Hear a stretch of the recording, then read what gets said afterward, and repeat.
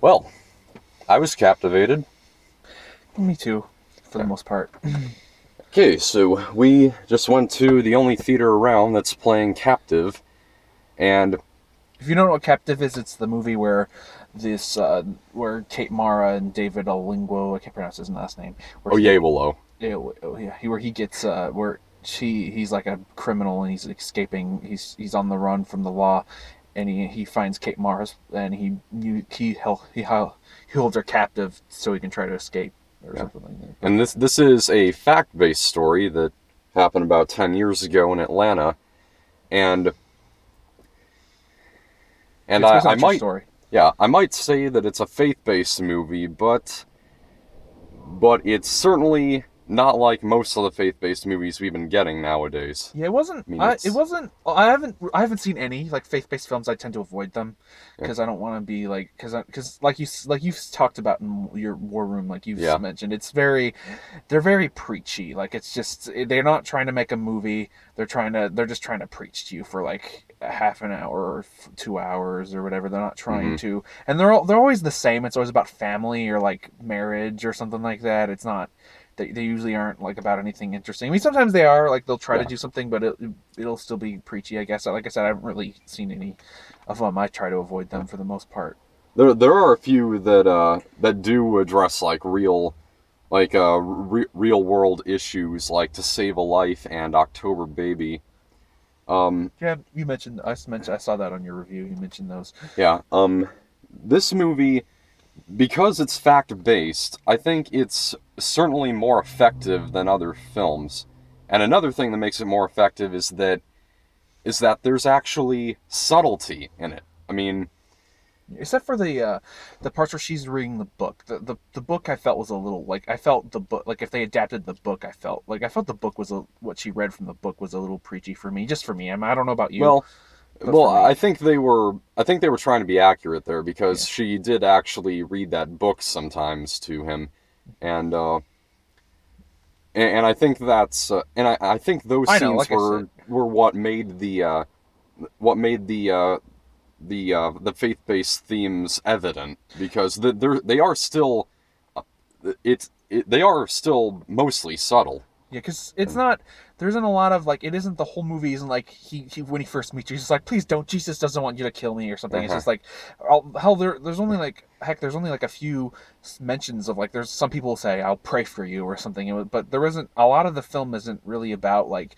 They aren't really. It's not like she's preaching to him the whole time because they both kind of find help together because she's a recovering. She's trying to be a recovering drug addict. So in a way they kind of help each other. It's not just like and they're so she's not always preaching because she hasn't found she also technically hasn't really found God either. Yeah. It's mostly like it's they mostly are kind of getting help together in a way. It's mostly just getting help. I feel because it didn't like I said didn't feel too preachy. Like there wasn't they didn't it wasn't just like 5 minutes just like them talking about God for 20 minutes Yeah. or whatever. I mean, like I think the most like I remember them ever is like he would mention some things about how what he thought about religion, how I felt it was like a con or something like that, like when he was in the hate mood. But then she kind of convinced him to stop, and it was yeah. Yeah. And so part of what makes this subtle is because we know that we really don't know if Brian ever did find Christ. We know that he turns himself in the end, and and we also learn that he has still yet to meet his son. It wasn't like anything like oh or something like there's like a there was no light or something. It's like oh I'll stop it then or something. Like there wasn't anything cheesy like that. Like I thought like I was afraid that might happen, but no, they didn't. I felt that was nice that they yeah you're right. They just kind of he just kind of left and never really said if he found anything. He just sort of gave up eventually. Yeah.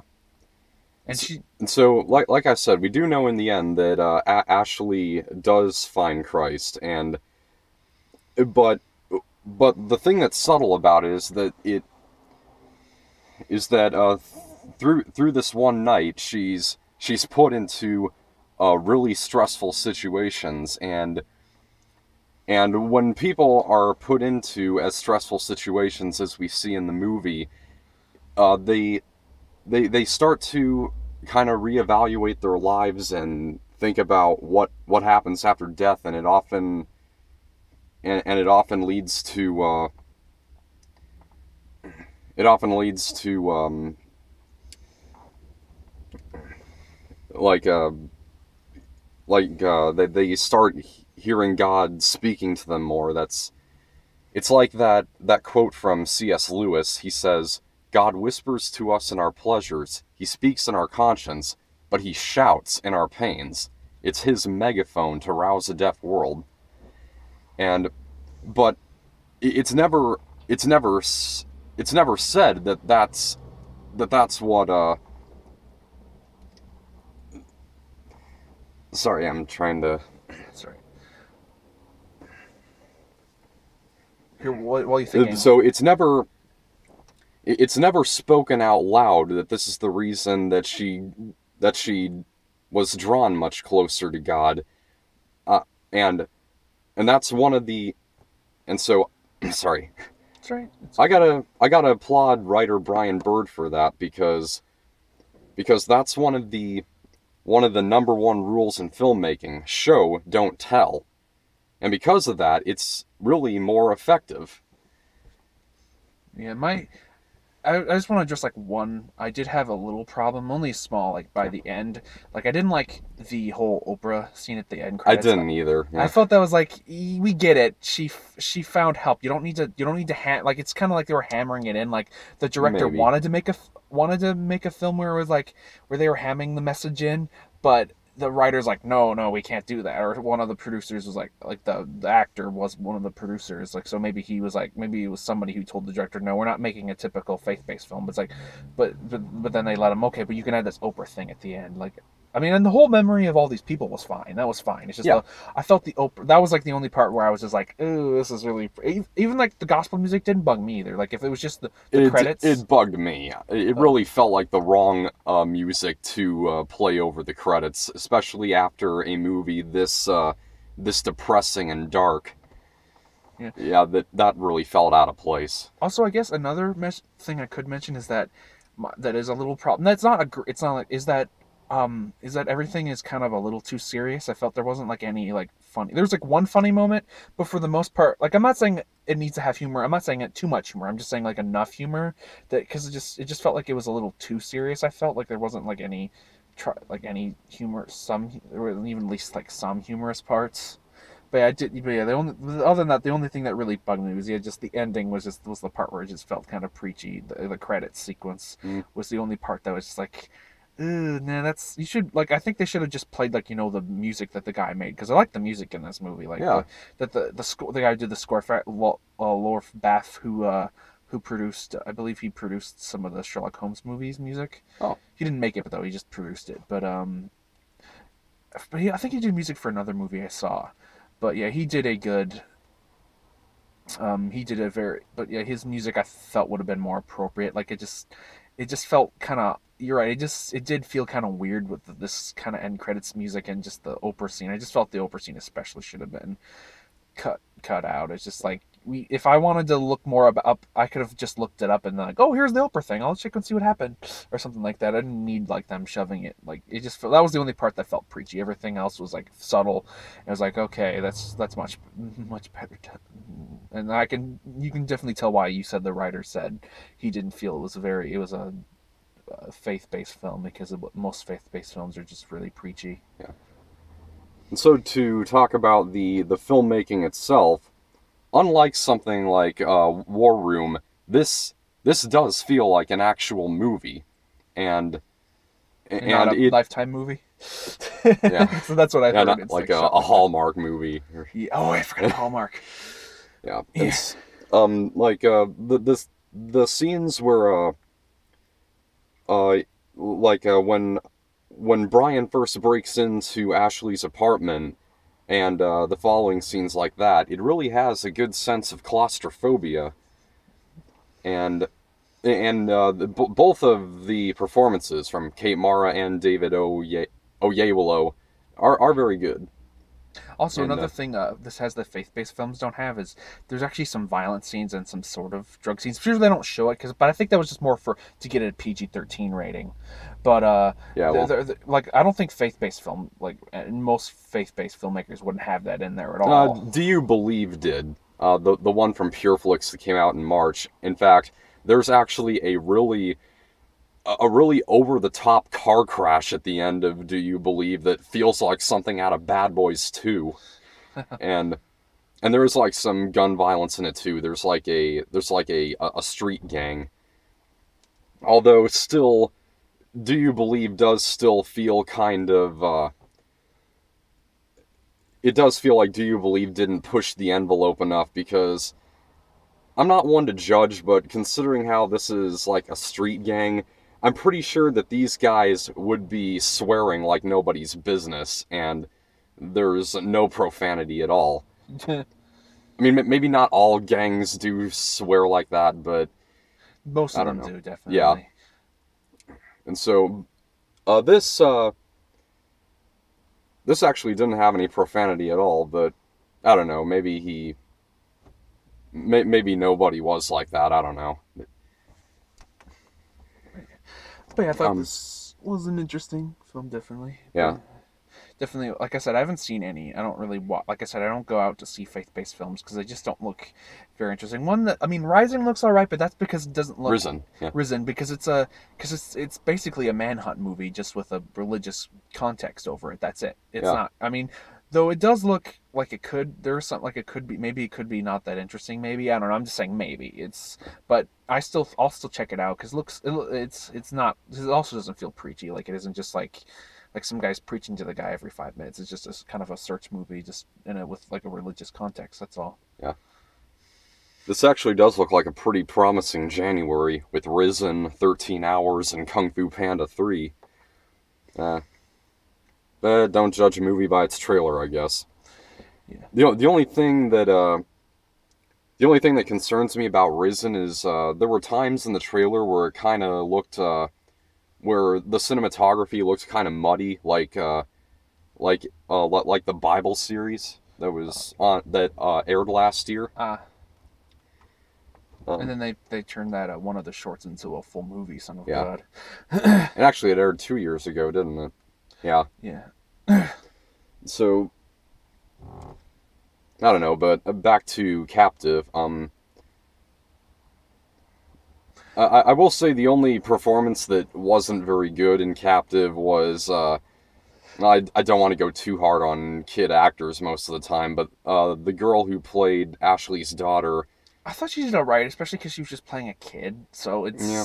I always take a because it's not like she was like trying. It wasn't like she was playing like an adult as like a little kid. Like if she was trying to do that, I was like maybe I would have hit. But she was just playing a little kid. So at the same time, I couldn't really stress her because Yeah. she's kind of just playing a little kid. So it's like some kids are Yeah. like I've seen kids like that. So Although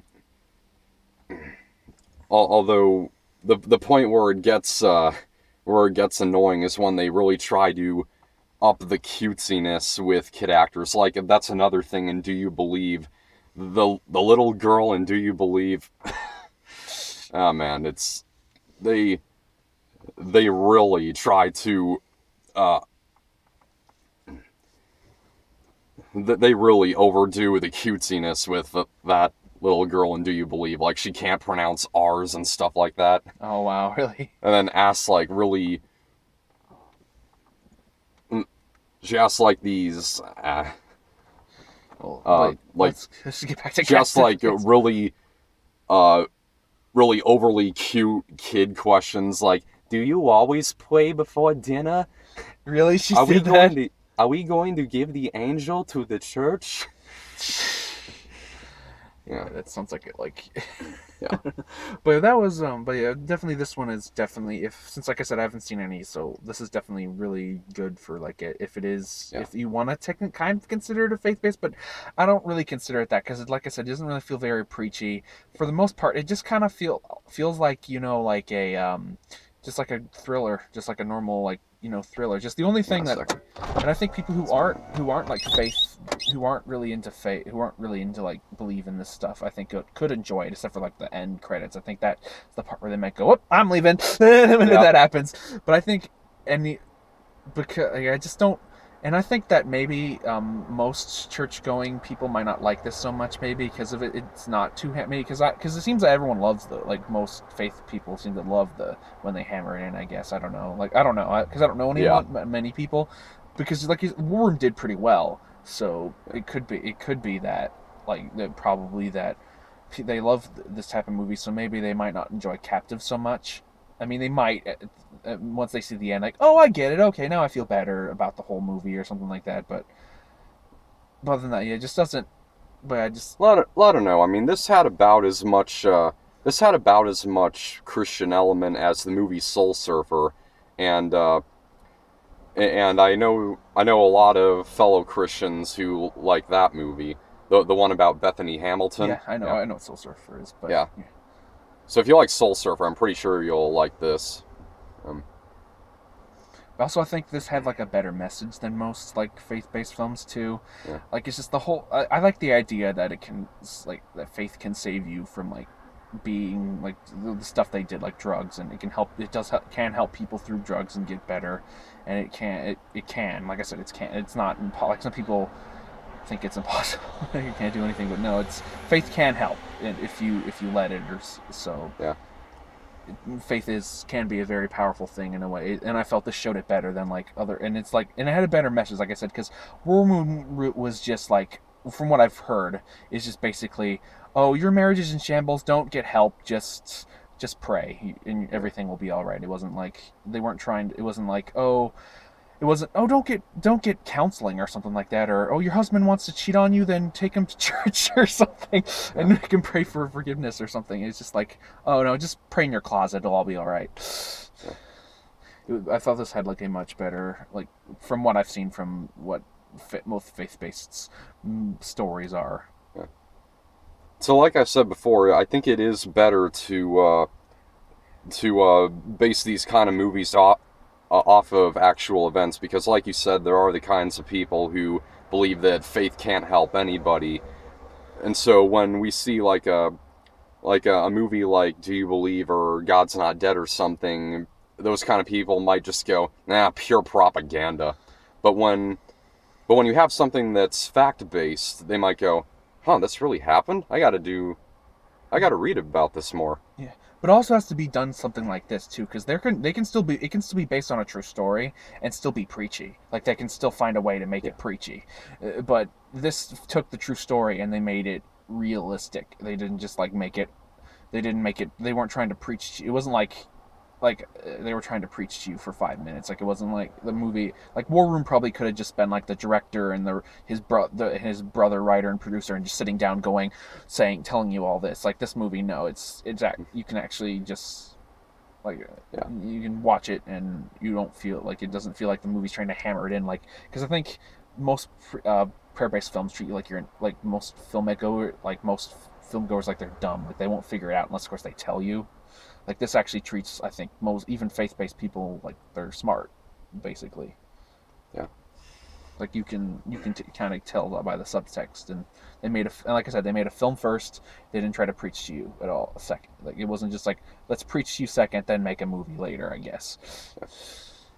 And so if you're going for the filmmaking, it does have a compelling story, and it does have competent filmmaking. Although I'm not a fan of like the handheld camera. Yeah, well, handheld camera's alright. It's just, I felt like, I don't know what the heck, I felt like maybe they're shake it a little bit. Like I guess this guy, or it was like some guy had like Parkinson's or something, and he was like holding the camera, like he couldn't hold it. Like even like people with handheld can hold it, like at least it'll shake it like believably. But this was like he was shaking it on purpose, or like he had Parkinson's or something like that in the beginning, or like she was trying to tuck and was like, the camera was like, doo, doo, doo, doo. Like when I look at somebody, my head doesn't go like this, because that's what handheld's supposed to be, like a realistic look. But when I look at somebody, it's not like this. It's like my head's bobbling. Bobblehead. Human giant bobblehead. Yeah. Okay, well, I think I've given most of my thoughts, so Yeah, I guess let's get to the grading. I guess you can yeah, go so I first. guess in the end, I'll give this a solid B. B2. I think B. This definitely deserves a B. I think this is like if you want to see like what the good faith can do. I guess this is definitely one of them. This is one of the movies. Like if you're somebody who maybe agnostic or something, but if like you're atheist, you're probably still not gonna believe this. But Mhm. like if you're like agnostic and you're kind of confused and like you think, like to hear like oh faith doesn't do anything, then this would probably help, I guess. And I guess we should talk about we because we always forget to talk about this trailer, Right, Victor Victor Frankenstein. Frankenstein. We Yeah, always like every time we've seen it, we've always forgotten about it. yeah. But one thing, but yeah, it looks. What do you think? It looks good, or I don't know. I mean, I like Max Landis. I loved Chronicle.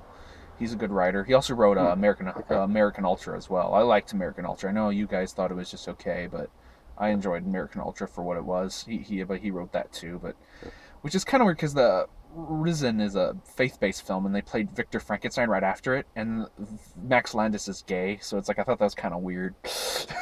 Well, just And it's also about like kind of like going against like playing God, kind of. I thought that'd be kind of bug somebody. Like just because. Well, okay. Well, I guess possibly, but there is. I think most. I think most Christians are able to still suspend disbelief when they're watching something like a Frankenstein movie, or or a like an apocalypse movie that isn't based on like the Rapture the or something. Rapture or anything. Yeah, But I'm just saying it's like if they played it during like a faith, like because this wasn't really a faith-based film. I mean, it had a faith message, but yeah, for the most part, it was just like a regular. So, but I'm just saying like playing it right after one was like kind of, especially because I think yeah. a lot of faith people are going to go see this movie. So, but yeah, Okay, the other trailers we like the 33 and Risen we already talked about before War Room. I mean after War Room. you kind Um, of went over it. I think John just said it looked good, and that was it. But yeah, that yeah, looks good. My only problem is I don't like the really like cheesy song they play in it. I mean, not the song's bad or anything. Well, I personally don't like it, but it's just that like I just feel like kind of like the rest of the trailer like at the beginning is kind of interesting, but then it's just like when it's supposed to like I'll be there for you or something like yeah. that was the only part where I was like kind of cheesy. I'll All see right. this movie, but just as long as there's anything like that in the Yeah, movie. I think the 33 will probably be like Captive because again it's based on something that happened in 2010. So I don't know. Like you said, they still can make a fact-based story preachy when it has Christian elements. But So they might do. It doesn't look like very preachy by the trailer though. I mean, yeah, neither did Captive, and Captive wasn't. So we'll yeah, have to see what happens. yeah. Although they did it for the trailer for Captive, they obviously did have to make it.